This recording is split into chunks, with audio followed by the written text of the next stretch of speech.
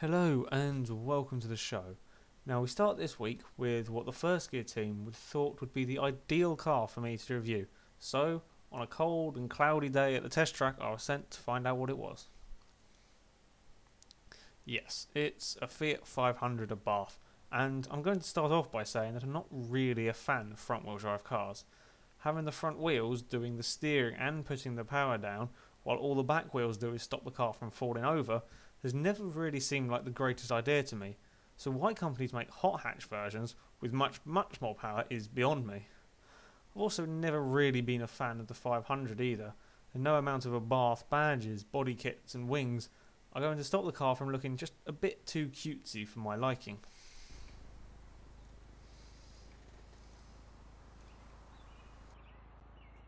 The Abarth is powered along with a 1.4 litre 160 horsepower engine, giving it a 0 to 60 time of 7.4 seconds with the top speed of 137, which, yes, isn't the most impressive figures I've ever seen, but for a small city car isn't too bad. The real test for any hot hatch though is its handling. With the Fiat, the turn-in is sharp, but it suffers from the same problem that all front-wheel drive cars I've driven have, which is a considerable amount of understeer. As you can see here, it's trying to take me straight off the track. And through high-speed corners it has a slightly different problem and more scary problem. When you turn in, you do get the same old understeer, but because all of the weight is over the front of the car, you get quite a lot of oversteer as well. To make matters worse, this car costs 20,000 credits, which doesn't really sound like a lot, but when you compare to some of the cars it's up against, such as the Evo 8, it really isn't that good value for money, and I certainly know what car I would rather have of the two. So things aren't looking so good for the little Fiat. But here's the thing, this car was never really built for the track. It was built to put a smile on your face when driving down normal, twisty, turny roads. And you can't get much more twisty and turny than here at the Rally de Posianto circuit. And it's here that the car really starts to come alive. The lightweight and short wheelbase make it a joy to chuck about in the corners, and you're often having so much fun that outright speed isn't really that important. Yes, there's still understeer and even a bit of oversteer here and there, but the corners are often so slow that it doesn't really matter. The engine has got plenty of power, so it has no problems going up the many hills that are around this track, even if the camera doesn't really show it very well.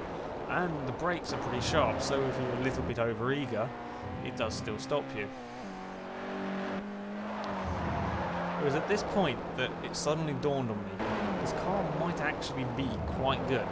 On these roads, it all started to make sense, and I was having a lot of fun, and I wouldn't necessarily have had in a much bigger and heavier car such as the Evo I mentioned earlier. And that's certainly not something I expected to say at the start of this review. Wow, so you've actually found a high-powered front-wheel drive car that you like. Blimey. Yeah, I know, it is quite a big surprise, but there we have it. Now, before we move on, I want to show this clip. I found this in the single-player game in the Auto Vista mode. Here we are, we're on Mugello, off the start line, all in Enzos. So, in Auto Vista, the AI are quite easy, but have a guess at what's going to happen. You're going to hit him. Nope. Oh dear. Look at him go! I don't know where he's going. He's making up his own track. I kind of have my own little accident as well. But yeah, that's an AI driver up there. Did his brakes not work? I don't know. He certainly doesn't try and slow down. Look at him go. Off he goes. He's going so fast, he hit the actual tyre wall, even though he was speeding through the gravel trap. And that's a big runoff area there as well. Right, now, moving on. With the introduction of hybrid electric cars into Forza Motorsport 4, me and Alex decided to go to the famous Infineon Raceway to test some out. This is what I brought. It's the Chevrolet Volt. This is a electric hybrid, and it does 93 miles to the gallon. It's got a range of 379 miles, and to be honest, I think this is a lot better than what Alex can bring. Oh really? This is what I've found. The Tesla Roadster, and I bet you forgot about this car, didn't you? I did forget about that car, yeah. You're expecting me in a Prius or a Leaf or something, weren't you? I was expecting a Prius, that's what I was expecting. Now the Tesla is based on a Lotus, which means it should be pretty good. It has some 2,000 odd batteries to keep it powering along, with over 200 horsepower. Now, are we ready to get going? I think it's on, so I'm ready. That's a very weird sound. I don't think I've ever driven an electric car before. This should be interesting. It is going to be weird. Here Is we yours go. on, Alex? Yeah, mine's. Oh, this is weird. I don't have gears. There's no clutch. Yeah, mine's this got a clutch. It's strange. Mine's got one gear. Well, if you count reverse as a gear, mine's got one gear. Look at it go. Okay, this is still very, very bizarre, I have to say. Oh, look, I've overtaken you. It sounds like a spaceship. That's the last time you're overtaking me. Bye bye. Yeah, probably. See you later. It can't keep. Oh, Now, as I said earlier, the Tesla Roadster is based on a Lotus, which means that it is going to be a very good handling car. Lotus is well known for making brilliant chassis. It is a completely electric car, and it has the record for the longest distance ever travelled by a production electric car, which is 311 miles, which is pretty impressive, I have to say, but not much good if you live, say, 320 miles away from where you're trying to go. Being an electric car, there is absolutely no sound, or incredibly little, so you're going to hear the tyre screech and the crowd, oh look, you can hear it a little bit there, and the crowd over the sound of your car. And this car is 128,000 credits, which is an awful lot for a car which you're never going to hear coming. It is pretty nippy, and I have to say, it has impressed me for an electric car. It's got plenty of power and plenty of punch out of the corners, thanks to it having all of its torque available at low revs. And I have to say, from driving this car, to even get sideways around there, this really is the way forward for electric cars, even if this first attempt is pretty pricey. I have to say, all in all, I'm very impressed with the Tesla. It's a very good electric car, and quite a lot better than I was expecting.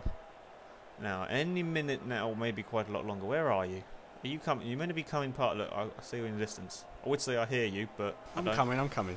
Right, look at this drive-by. That's pathetic. That's the worst drive past What? ever. That one pathetic.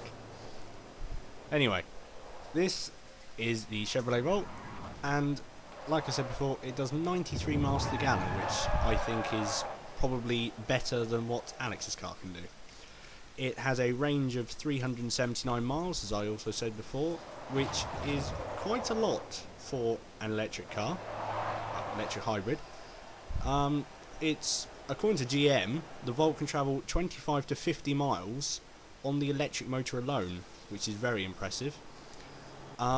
It does weigh a little bit more than Alex's car, 3,781 pounds, but unlike Alex's car, it can take 5 people in relative comfort to its destination, which, if you're living 380 miles away, is going to be a problem.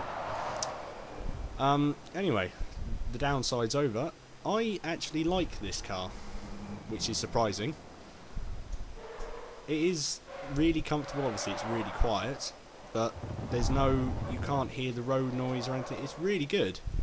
And as Alex said before, you can hear, well, the noises around you more than the actual car. So overall, very impressed. And it's better looking than a Prius.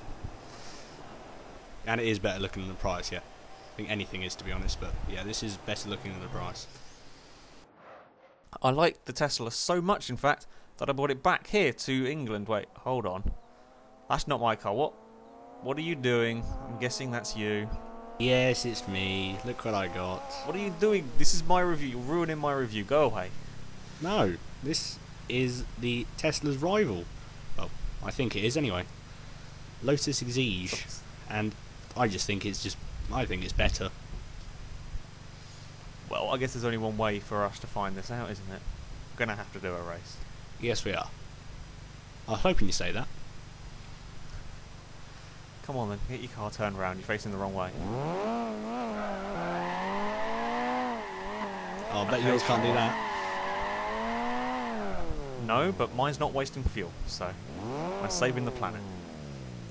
Right, is yours Look, on, you Alex? can hear mine. Listen. You can hear it. No, you can't. Is yours on? Be quiet. Yes, mine's on. Look, you can hear it kind of whistling away in the background. Oh, yeah. Head start. Wow, listen to my nice little engine. Okay. Look, my car's making noise. You can't see your car. Look, it's making noise. A little bit of noise, not much. Okay,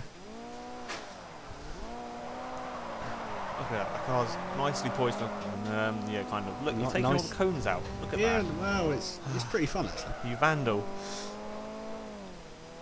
Both these cars are very good handling because, well, one's a Lotus, one's based on a Lotus. They've got brilliant chassis. You haven't got past yet. Though. What do you? I'm backing out of that and going, yay, look at that sideways nearly. You are crazy, you know that? It goes sideways again. Both cars are impressively fast. The Tesla is doing really well for an electric car, keeping up with that Exige, I have to say. Yeah, don't get me wrong, it is, you know, it is good, but I just think for sports cars, it's not the way forward yet. Oh god, I've gone wide. Where are you going? Oh, I may have followed you a little bit there. Yep.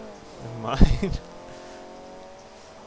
And no matter what the Exige could do, the Tesla was still holding on to the back of it, and as Daniel gets a little bit wide, I went straight back past again. Great. Get out of the way, Alex. Oh, taking out more cones. Get out of the way. No, the Tesla's quick enough. It's proving itself. It's, well, not quite. I will admit, the Exige is a little bit quicker. I'm having to drive this thing blooming hard. Ah, see, I'm in front again. It is doing. Look, you're taking more cones out. You're all over the place on that. We should make it a sport. See how many cones you can get rid of. Yeah, we're. You're going sideways again, man. The Tesla is fairly well controlled through the fast corners. Oh god. Oh no. No. You've outbraked yourself. No, it's the last lap. No. Come on. Yes. No. Look at that. No. It's going to do it. Ah. Yes, that's a win for electric cars. Damn it. Right, let's settle this once and for all, a drag race. This might not be the Tesla's strong point though. They never know. It has got a lot of torque all from zero, so that's come on Tesla. You've got this.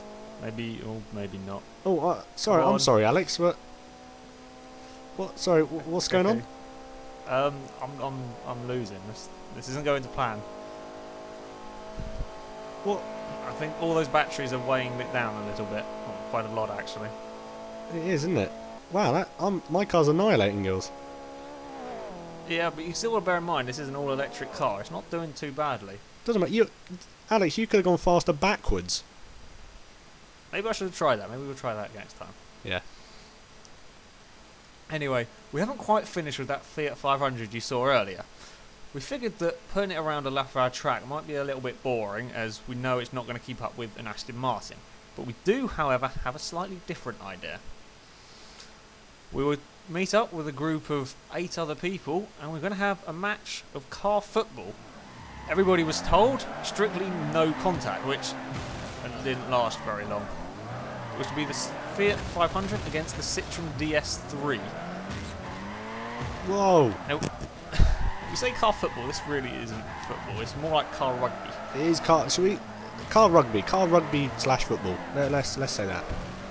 And we also didn't realise that we weren't going to be able to distinguish between the cars because the game puts them all in the same colour. So yeah, if we don't remember names, that's just because we don't have a faintest idea what car is what. So the Citroens were to get off to a good start. They've already had one chance, and here they are coming again. And there's a slight little... there's a bit of lag in there as well. Just ignore the jumping about. And there's a goal line scramble here. Don't really know what's going on. It's sort of chaos in there. Yeah, lots of... And there's going to be... Oh, no, look at that. Brilliant defending from my Fiat team there. Whereas your car may be slightly more nimble, mine is slightly more powerful and can get to scenes quicker, which is good. Oh, there's... Come on. Someone's on the roof. Someone is on the roof. No matter. Is that a goal? It's the goal. That's a goal. That's a goal. Oh, 1-0. no good. Here we go. On the restart, my team was to get the best chance it had yet. Look at that. Look at the run. And all the little laggies. Right. No. Come on, Citroen. Very well Come on, Citroens. Oh, where are you going? I missed it. I don't know. In this game of car rugby really, I may have made a bit of an error choosing the 500. it's not the strongest of cars. Where is your team going? You missed it. Look, there's another one on its roof. Oh no, it's back now. No, that's fine. Ignore the few connection issues we're having here. Never mind. With with pretty much all of the drivers taking out their own teammates, the Fiat got another run. Again, getting annihilated by the Citroens. Now we're taking each other out. This isn't going to start so bad. And that's stuck on the wall again, isn't it? Yeah. Oh, we did go on the restart. Oh God, what's happening? We were to get the best chance of the whole game off the restart. Look at this. Oh, he's done all of you. Nearly. Oh no. Defending by the Citroen there. Brilliant defending. Nearly. So close. So close. Are you having second thoughts, Alex, bringing this? I am. Well, I was expecting the lightweight Fiat to do well here, but this really isn't football. Look at that good defending there from the Fiats. They are light and nimble, which means in defending situations they are fairly good, but they don't have the power, the strength of the Citroens. Oh no. Oh no. Where's my team gone? Where's it gone? There we go. Good defending there from whoever that might have been. I don't really know. Is he going to get... Come on. Very good defending again from my team. Look at that. Now, the Reds...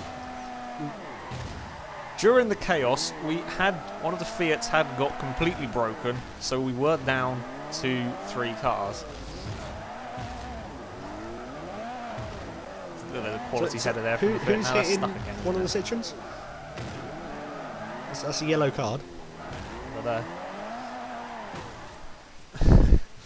and through the chaos, in the end, the Citroens did win 1-0, which I was quite disappointed about. Well, the Citroens are better, as we can see by car football. It is proven. The great car football test. We have a first gear top tip. If you want to play car football, buy a Citroen DS3 and not a Fiat 500. That is all we have time for this week, folks. Thank you very much for watching. I'm sorry we didn't have a star at a reasonably priced car. We just haven't got the person online to do it yet. So thank you very much for watching. We will see you again next week. Goodbye. Goodbye.